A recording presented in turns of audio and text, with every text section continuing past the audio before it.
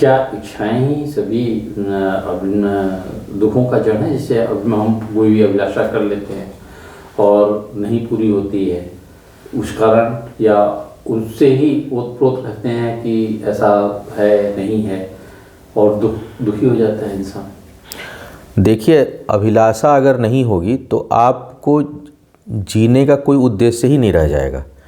जीवन को जीने के लिए, आगे बढ़ाने के लिए, जीवन का संचार होने के लिए, संसार की गतिविधियों को चलने के लिए इच्छाओं और अभिलाषाओं का होना आवश्यक है। यह एक अभिन्न अंग है। और जिस दिन अभिलाषा और इच्छा खत्म हो जाएगी कि कोई इच्छा ही नहीं है, कोई अभिलाषा ही नहीं है, वो स्थिति शून्य की हो जाएगी, जड़त्व की हो जाएगी। संचार रुक जाएगा, वृद्धि रुक जाएगी, गति रुक जाएगी। तो इच्छाएं तो आवश्यक हैं। दुख, जो आपने कहा कि दुख कारण है इच्छाओं का, अभिलाषाओं का, दुख क्यों होता है? दुख इसलिए होता है कि हम कई बार अनियंत्रित या असीमित या ऐसी इच्छाओं को पाल लेते हैं या उसके पीछे पड़ते हैं जिसकी प्राप्ति संभव नहीं है।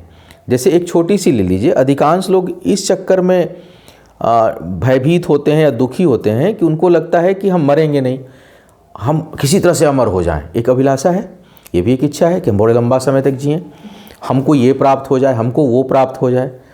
तो उस प्राप्ति की जो उस जो भी हम प्राप्त करना चाह रहे हैं उसके धरातल में, उसकी धरातल है भी या नहीं है। ऐसा तो नहीं कि हम हवा में कोई इच्छाएं जागृत कर ले रहे हैं।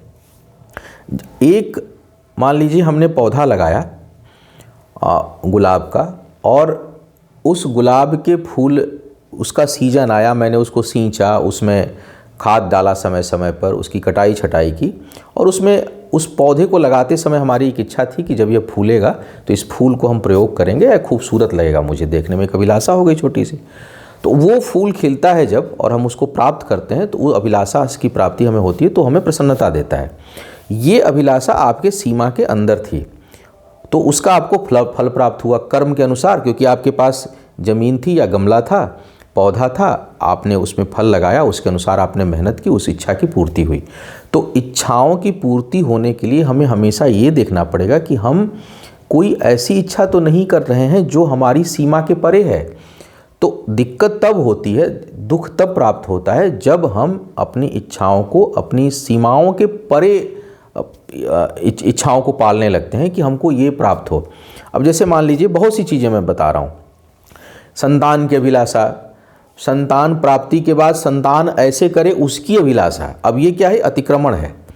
तो जब अभिलाषाएं आपकी किसी दूसरे की सीमा का अतिक्रमण करने लगें, जब अभिलाषाएं हमारी सीमा, हमारी क्षमता, हमारी परिस्थितियों के प्रतिकूल या उसके बाहर जाके हमारी अभिलाषा होने लगे, तो वह अभिलाषा दुख का कारण होती है।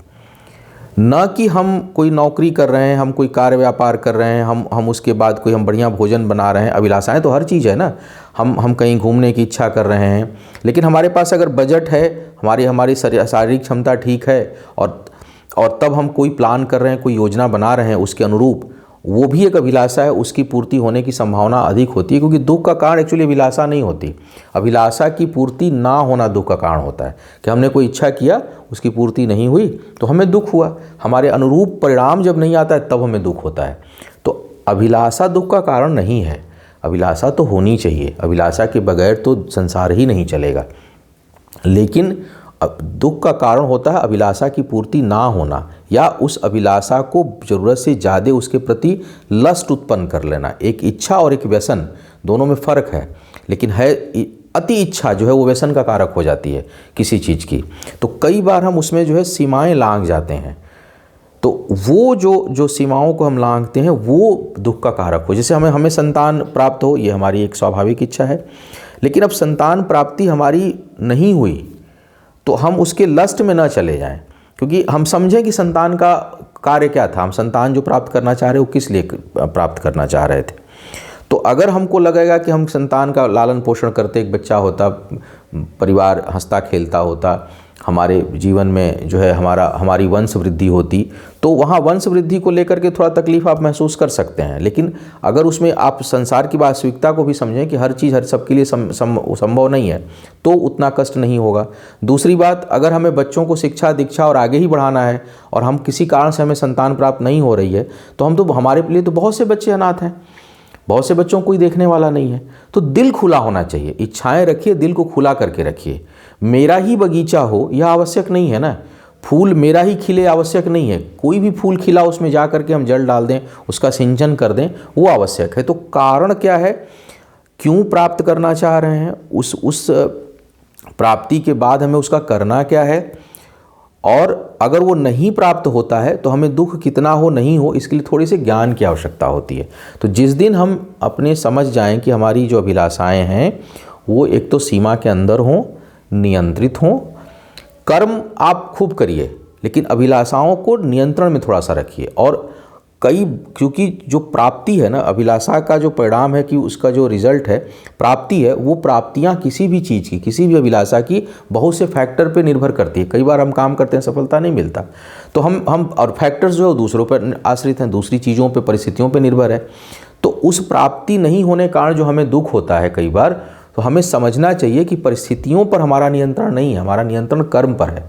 तो अभिलाषा रखिए, जो नियंत्रण जिस पर है वो आप काम करिए। उसके बाद अगर उसकी प्राप्ति नहीं होती है तो दुख करने का कोई कारण नहीं है, क्योंकि हर चीज़ सबके लिए नहीं बनी होती या सब चीज़ सबको प्राप्त नहीं होती। तो ये थोड़ा सा व्यक्ति को ज्ञान हो जाए या भान हो जाए कि हमारी ज़रूरी नहीं कि मेरी हर अभिलाषा की पूर्ति हो, और हमें काम करना है, जिस पर नियंत्रण है वो हम काम करें, अपनी सीमाओं के अंदर काम करें। और जो सीमाएं हमारे परे हैं, जैसे मैंने संतान का उदाहरण दिया, संतान होगा या नहीं होगा उसमें हमारा हाथ नहीं है, हम उसके लिए प्रयास कर सकते हैं, लेकिन उसकी जो सीमा है वो हमारे सीमा से परे है।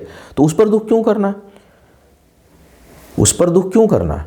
तो जिस दिन इस चीज़ का भान हो जाएगा कि भाई जो चीज़ हमारे बस में नहीं है, हमारे नियंत्रण में नहीं है, और इसीलिए तुलसीदास ने बड़ा अच्छा इस पर एक लिखा है कि हानि लाभ जीवन मरण यश अपयश विधि हाथ। हम कोई काम करने जा रहे हैं, उसमें हमें यश प्राप्त होगा, अपयश प्राप्त होगा, हानि होगा, लाभ होगा, या हमारा जीवन है या मृत्यु है, ये सब हमारे हाथ नहीं है, ये प्रकृति के हाथ है, विधि के हाथ है, विधाता के पास है, सुपर पावर के पास है। यानी हम इसमें दूसरे चीज़ों पर, दूसरे व्यवस्थाओं पर निर्भर करते हैं, अन्य व्यवस्थाओं पर निर्भर करते हैं। तो हमारे हाथ में क्या बचता है, कर्म।